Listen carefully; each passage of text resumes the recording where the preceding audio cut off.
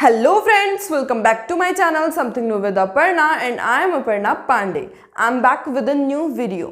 Mahakal Ujjain, Mahakal corridor, ये कुछ ऐसे शब्द हैं जो एक दो दिनों से हम कभी इधर सुनते हैं, कभी इधर सुनते हैं, कभी न्यूज़ चैनल्स पे, कभी टीवी पे, कभी कहीं हम सुने ही जा रहे हैं।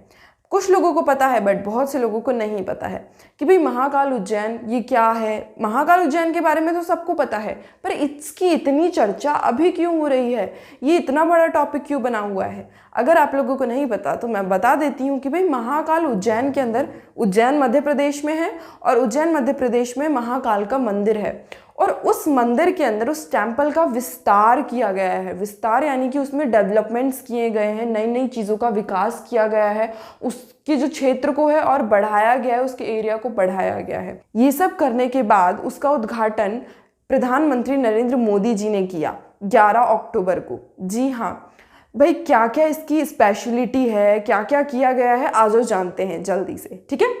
तो सबसे पहले बात कर लेते हैं भाई कि जो कॉरिडोर है ये अपने देश का सबसे लंबा कॉरिडोर होगा, यानी महाकाल कॉरिडोर की जो लंबाई है वो है लगभग 920 मीटर, जो कि सबसे लंबा कॉरिडोर है। अभी कुछ दिन पहले अगर आपको याद हो तो काशी कॉरिडोर का भी उद्घाटन हुआ था।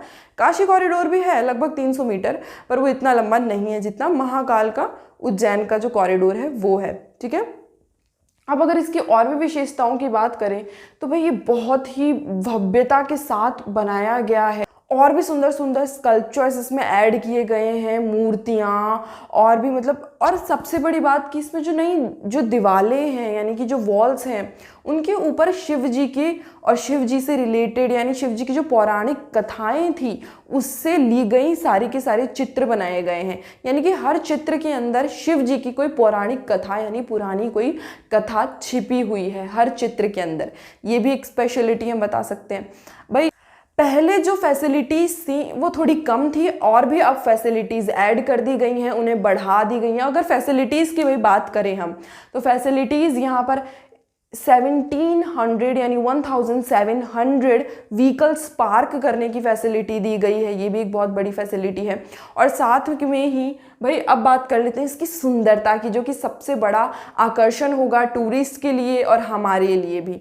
यहाँ पर स्तंभ यानी कि पोल्स की बात करें तो 108 पोल्स बनाए गए हैं, स्तंभ बनाए गए हैं जिन पर की अलग अलग चित्रकारी की गई है, ठीक है।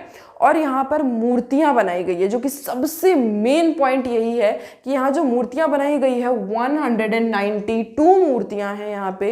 यानी कि ये सारी जो मूर्तियाँ हैं सारी की सारी शिव जी की हैं, भगवान शंकर की मूर्तियाँ हैं, उनसे रिलेटेड ही ये सारी मूर्तियाँ भी उनकी पौराणिक कथाओं को ही दर्शाती है, जैसे कि अमृत मंथन हुआ था या और भी बहुत सी चीज़ें ऐसी हुई थी।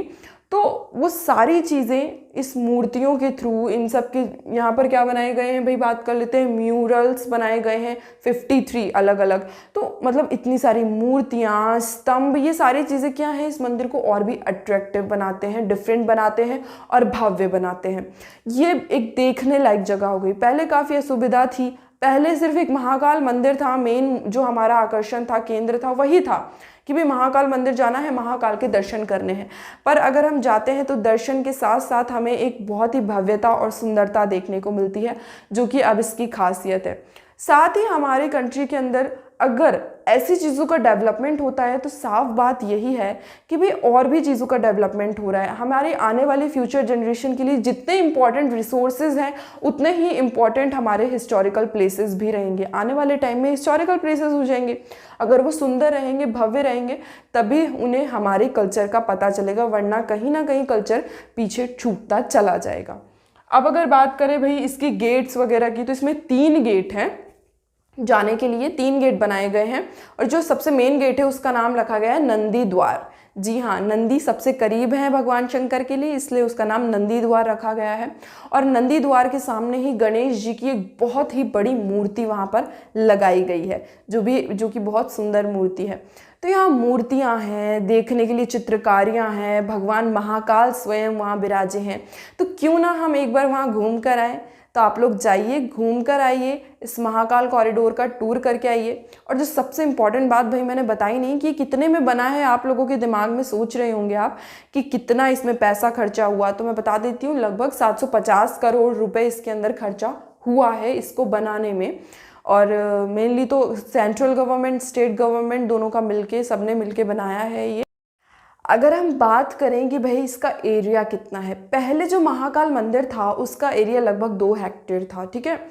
पर इसका एरिया बढ़ाकर अब कर दिया गया है 18 हेक्टेयर, जो कि बहुत बड़ा एरिया होता है।